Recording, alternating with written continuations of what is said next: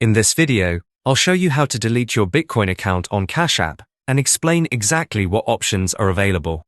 Once you open the Cash App on your phone, wait for the home screen to fully load.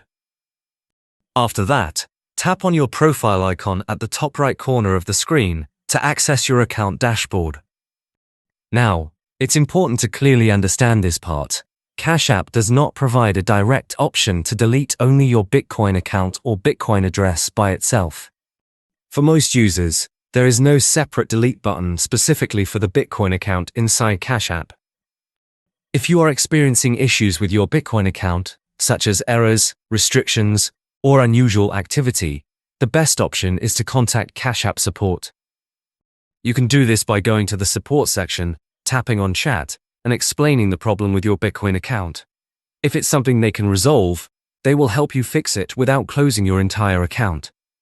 However, if your goal is to completely remove the Bitcoin account and you no longer want access to it at all, the only way to do that is by closing your entire Cash App account.